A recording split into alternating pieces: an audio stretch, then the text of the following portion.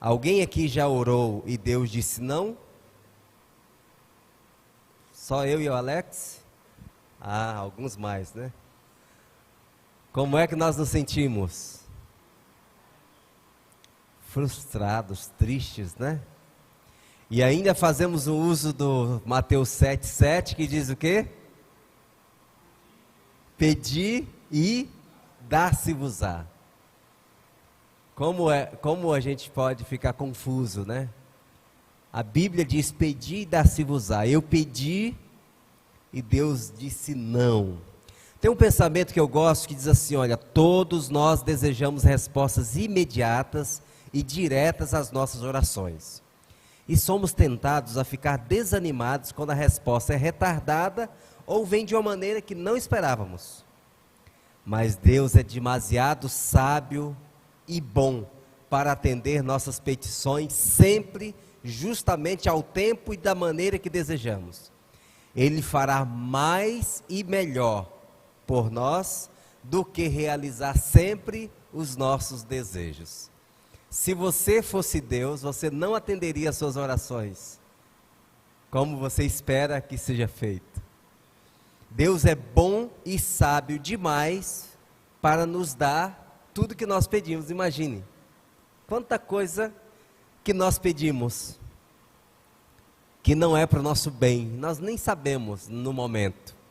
E um dia a gente chega à seguinte conclusão: ainda bem que Deus não me deu aquilo que eu pedi naquela época. Olha só agora, olha o que teria acontecido. Então, por isso que alguém falou aqui, a Joene, alguém mais falou sobre fé, sobre confiança. A fé é certeza do invisível. E Deus, que vê o fim desde o princípio, Ele diz: não vou te dar isso aqui que você está pedindo. Eu me lembro de uma experiência de um irmão nosso querido no Pará, que deu de presente para a filha, no aniversário de 15 anos, uma moto. Alguns dias depois, eu os visitei no hospital, depois de um grave acidente que as meninas se envolveram. E ele falou para mim, na porta do hospital: que presente que eu fui dar para minha filha. Que presente. Deus não faria isso. Deus, que é sábio, vê o fim, Ele não faria isso. Então, irmãos, na Bíblia nós encontramos alguns exemplos de pessoas a quem Deus disse não. E antes de mencionar alguns desses personagens, eu quero ler um outro pensamento que está no livro Mensagem aos Jovens. A oração não tem o fim de operar qualquer mudança em Deus. Ela nos põe em harmonia com Ele. Então, muitas vezes nós oramos. Quando Davi cometeu aquele terrível pecado, que a mulher ficou grávida e o bebê nasceu e adoeceu para morrer, Davi ficou em jejum orando e não queria comer e ficou em jejum, aquela tristeza toda, e orando. Quando ele percebeu que o bebê tinha morrido, e os funcionários ficaram: como é que não vamos dar a notícia para o rei? Ele está em profunda dor, com o menino doente, como é que nós vamos dizer para ele que morreu? Aí Davi viu os cochichos e falou: o que aconteceu? Morreu, né? Me dá a toalha, eu quero tomar um banho, coloca a mesa, eu vou almoçar. Ué, rei, como assim? O menino estava vivo, você estava triste, deprimido, em jejum. E Davi respondeu algo, eu vou falar com as minhas palavras, né? Eu estava tentando convencer a Deus a mudar de ideia. Mas agora o menino já morreu, não tem mais o que fazer. Muitas vezes nós oramos para tentar a Deus mudar, convencer a Deus de que o que nós queremos é melhor do que o que Ele está pensando em fazer. Então a oração não é isso. A oração é pedir para Deus revelar a vontade dEle, para nós nos conformar com a vontade dEle. Afinar a nossa vontade com a vontade soberana dEle. Isso é orar de acordo com a vontade de Deus. É submeter os nossos planos, nossos sonhos, por maior que seja. Pessoas a quem Deus disse não, olha a reação delas, hein? João Batista na prisão, ficou em dúvida. João Batista havia sido nascido sob uma profecia de que ele ia preparar o coração das pessoas para a recepção de Jesus. Mas no auge do ministério de Cristo, João Batista é preso. Qual é a graça que tem isso? E ele ficou em dúvida e mandou os discípulos dois perguntar a Jesus: vem cá, és tu mesmo o Messias? João Batista estava em dúvida. E Jesus não foi visitar João Batista na prisão. E a Bíblia diz, Jesus disse que é para visitar os presos. E Jesus não foi lá soltar João Batista da prisão. Ele morreu. A teologia da prosperidade apregou o seguinte: se você é filho de Deus, meu amigo, tudo na tua vida tem que dar certo. Morrer perdendo a cabeça? Jamais. Isso é inadmissível isso acontecer. Pois João perdeu a cabeça por servir a Deus, por falar a verdade. E Jesus estava vivo, era o seu primo, era o Messias anunciado por João Batista. Esse é o Cordeiro de Deus. E Jesus não fez nada por João. Foi a maneira de Jesus dizer não à expectativa do próprio João, de ter as suas dúvidas sanadas. O próprio Cristo no Getsemane, ele orou ao Pai: Pai, se possível for, passa de mim, arruma outra pessoa para colocar essa carga, esse peso. E Deus não respondeu. E a segunda parte dessa oração de Jesus, nós precisamos aprender. Portanto, essa, Senhor, é a minha vontade, eu estou tremendo, eu estou temendo. Porém, seja feita a tua vontade, submissão. Não é pecado você apresentar a Deus o que você quer, desde que você diga para Ele: não precisa fazer do jeito que eu estou falando, faça do teu jeito, que já está bom demais. Se nós compreendemos e confiamos em Deus. Paulo, o apóstolo Paulo, ele foi uma pessoa escolhida por Deus de maneira especial. Deus deu a Paulo revelações de coisas maravilhosas. Ele teve visão do terceiro céu, ele viu o trono de Deus.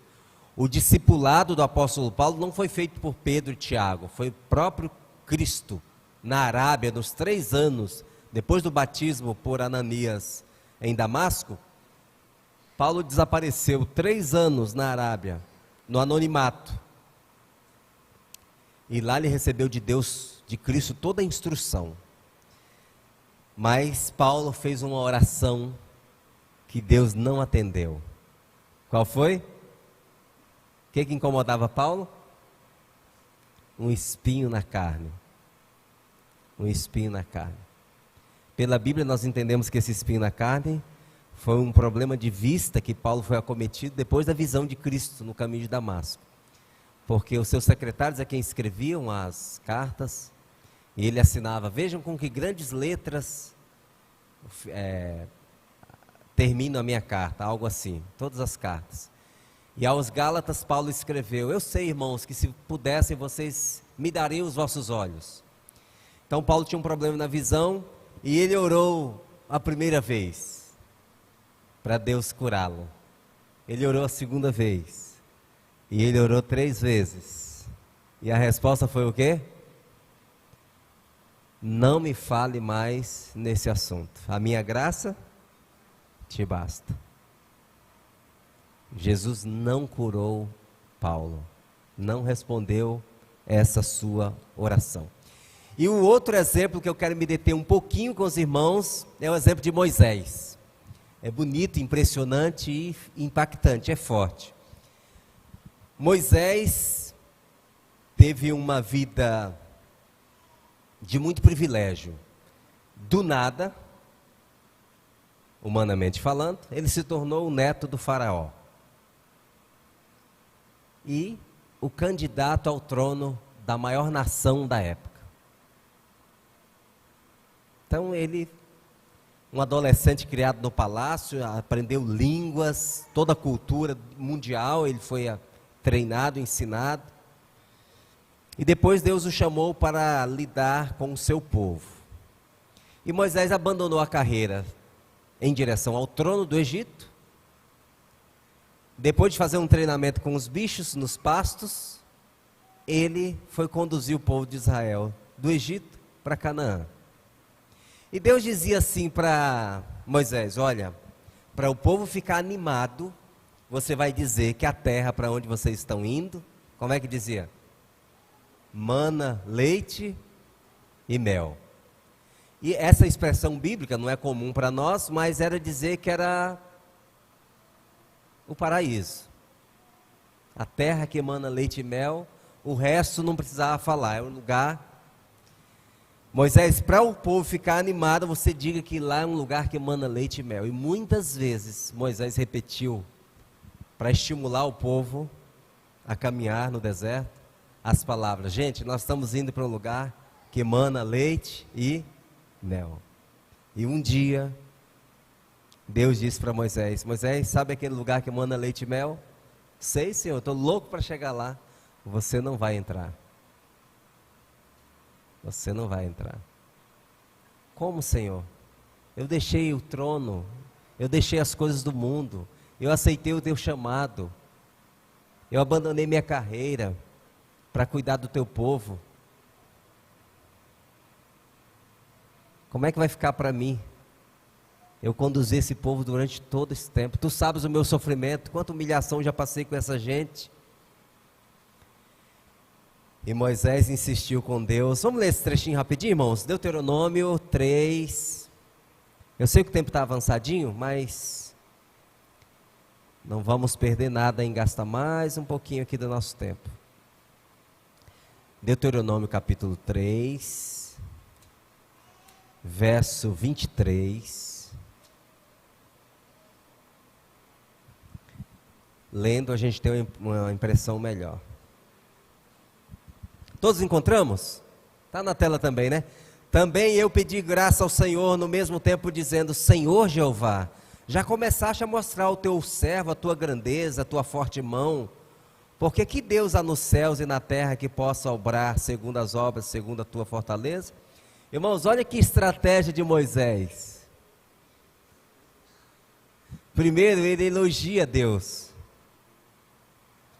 Primeiro, Moisés exalta o nome do Senhor. Depois, no verso 25, o que ele diz?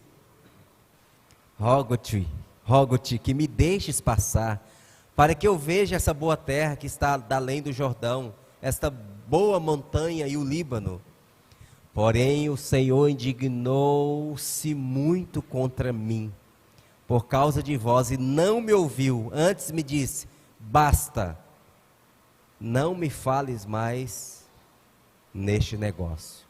Sobe ao cume do Pisga, levanta os teus olhos ao ocidente, oriente, norte, sul, vê com os teus olhos, porque não passarás o Jordão. Irmãos, que coisa mais frustrante, que decepção. A vida de Moisés é dividida em 3 partes de 40 anos, né? 40 anos no Egito, 40 anos no deserto, nos pastos, e 40 anos com o povo de Israel. Que decepção. Moisés recebe de Deus a informação de que ele mesmo, que havia propagado, anunciado, convencido, ele mesmo não vai entrar. E eu quero, para terminar, apresentar 3 razões pelas quais Deus diz não para as nossas orações. 3 principais razões pelas quais Deus diz não. Primeira razão: quando a nossa vontade é considerada por nós acima da vontade de Deus. Nós esperneamos: Senhor, eu não quero saber o que tu pensas, eu quero saber que é isso que eu quero, esse é o sonho da minha vida, eu não posso deixar de ganhar isso, por isso eu sonhei e lutei toda a vida, eu quero. Quando nós colocamos a nossa vontade acima da vontade de Deus, nós temos um conflito de vontades. Esse é um dos maiores desafios do cristão, é fazer o que Jesus disse: negue-se a si mesmo. Negar, irmãos, é dizer não para aquilo que nós gostamos, almejamos, sonhamos. Deus já havia dito para Moisés que ele não entraria. Esse texto que a gente está lendo é uma insistência de Moisés. sem estar preocupado com a vontade de Deus naquele momento, ele está preocupado apenas com a realização do seu maior sonho, entrar em Canaã. Então muitas vezes Deus nos diz não, porque nós consideramos a nossa vontade mais importante que a vontade de Deus. A segunda razão pela qual Deus diz não, quando nós menosprezamos a gravidade do pecado. Por que mesmo que Moisés não entrou em Canaã? Por quê?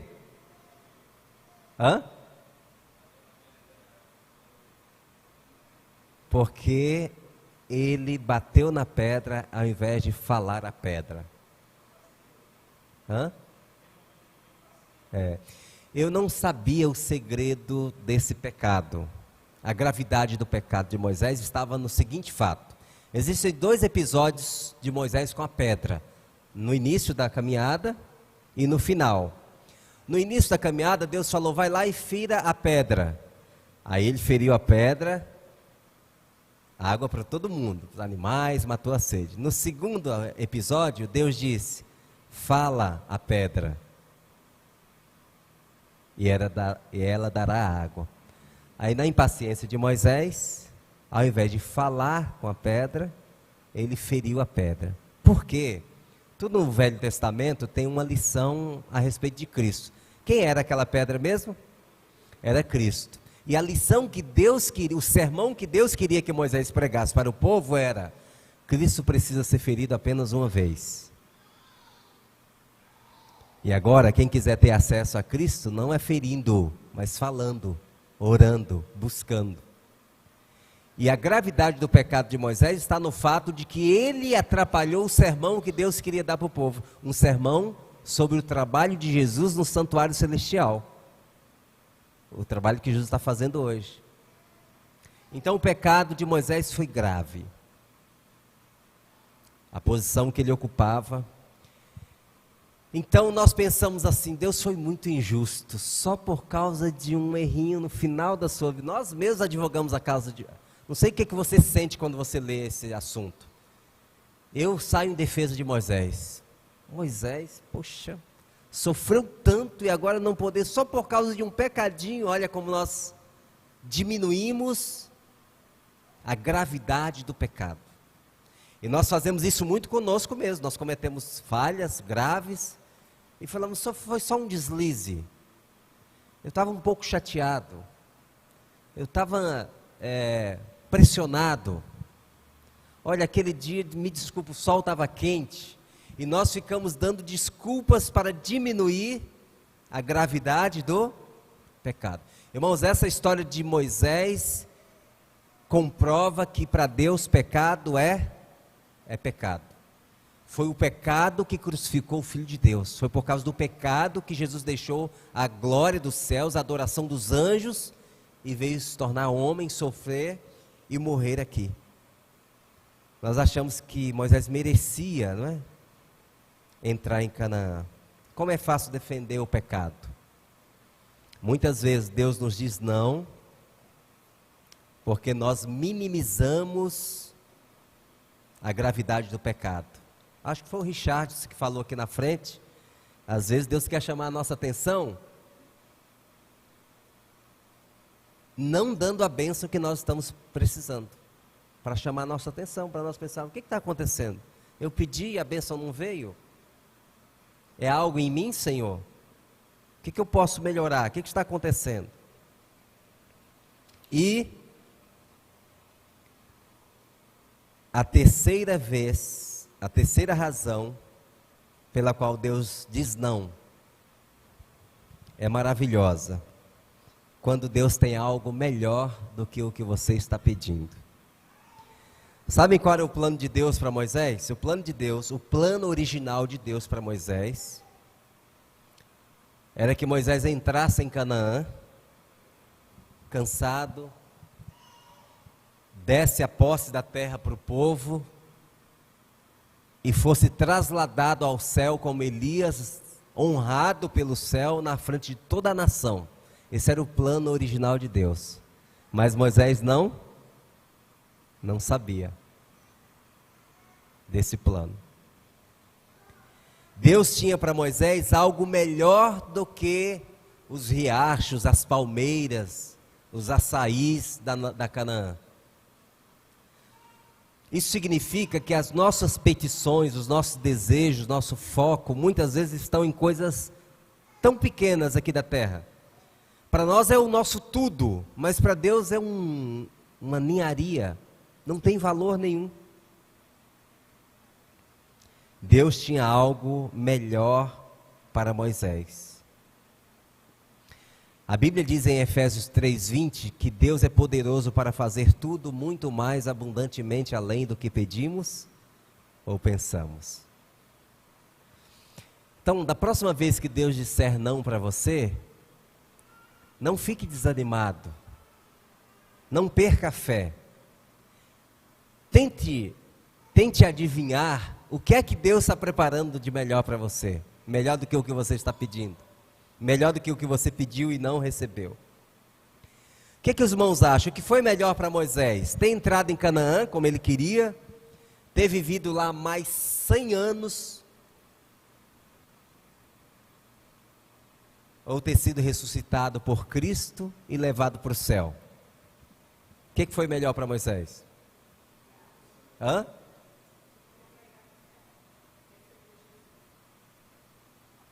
Então Deus fez uma adaptação dos seus planos. Deus não trasladou Moisés em vida por causa do seu pecado. Mas Moisés morreu, segundo a palavra de Deus, foi ressuscitado por Cristo. E quando Jesus ressuscitou ao terceiro dia, que foi para o céu, Maria veio para abraçá-lo, não me toques, ainda não fui ao Pai. Quando Jesus foi para o Pai, Moisés estava nos portais celestiais para receber Jesus. Que honra, que posição, que glória. Mas Moisés não sabia nada disso, ele estava pensando em açaí, em bacaba, em tomar banho no riacho. Olha como os nossos desejos, nossos planos, as nossas necessidades, aquilo que para nós parece ser de maior valor nessa vida, não se pode comparar com aquele que Deus tem preparado e reservado para nós. Deus tem, obrigado Luiz, Deus tem planos maravilhosos para nós. E por isso, irmãos, não desfaleçamos quando ouvirmos o não de Deus. Precisamos entender também que a motivação da vida espiritual não deve ser as bênçãos. Um dia a bênção pode não vir. E o que você vai fazer? Vai abandonar a Deus? Vai perder a fé? Se o que leva você a servir a Deus são as bênçãos, o dia que a bênção faltar, a tua fé vai junto. Lembra o que disseram os amigos de Daniel? Ó Nabucodonosor, soberano rei, o nosso Deus pode nos livrar da tua fornalha. Mas fica sabendo, rei, se ele não quiser livrar, mesmo assim, nós não nos dobraremos diante da tua estátua. Irmãos, isso é fé incondicional. É esse tipo de fé que nós precisamos alcançar.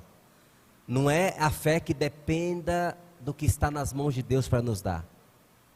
É uma fé que não está firmada no que Deus tem nas mãos, mas no que Ele é, na sua pessoa, no seu caráter, na sua fidelidade. Deus se relaciona conosco tendo em vista a eternidade. Nós nos relacionamos com Deus pensando só nas coisas, muitas vezes, da terra. Quando você recebe o não de Deus e continua fiel, você vai receber algo muito melhor do que você está buscando. Às vezes é muito difícil viver sem a bênção que nós estamos carecendo. Mas Deus sabe o que está fazendo, Ele está no comando, Ele está trabalhando. E no final, tudo vai ser o melhor para nós. Abacuque 3, 17 e 18. Marque esse texto na sua Bíblia. Porque ainda que a figueira não floresça, nem haja fruto na vide, ainda que decepcione o produto da oliveira e os campos não produzam mantimento, ainda que as ovelhas da malhada sejam arrebatadas e nos currais não haja gado, todavia eu me alegrarei no Senhor e exultarei no Deus da minha salvação. O Senhor é a minha força. Aqui é usada uma linguagem antiga que não é muito a nossa realidade, mas o profeta quer dizer, ainda que não tenha nada na despensa para comer, ainda que não tenha nada para receber, ainda que me falte a saúde, ainda que os amigos me abandonem, ainda que eu esteja num lugar que não tenha nenhum parente, ainda assim, todavia, eu me alegrarei no Senhor e exultarei no Deus da minha salvação. E Jó 1, 20 e 21, Jó adorou, nu saí do ventre da minha mãe, nu tornarei para lá, bendito, o Senhor deu, o Senhor tomou, bendito seja o nome, ainda que ele me mate, nele esperarei, contudo os meus caminhos defenderei diante dele. E o texto que eu li no início do culto, irmãos, 1 Coríntios 2,6, as coisas que o olho não viu, as coisas que o ouvido não ouviu, as coisas que não subiram ao coração do homem, são essas coisas que Deus preparou para aqueles que o amam, para aqueles que esperam nele. Está acima da nossa imaginação, acima da nossa capacidade de pensar. Eu quero ler um poema, um pequeno poema para concluir.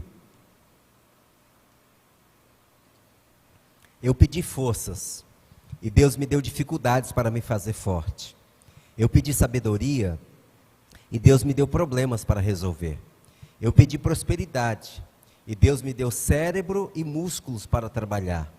Eu pedi coragem e Deus me deu perigos para superar.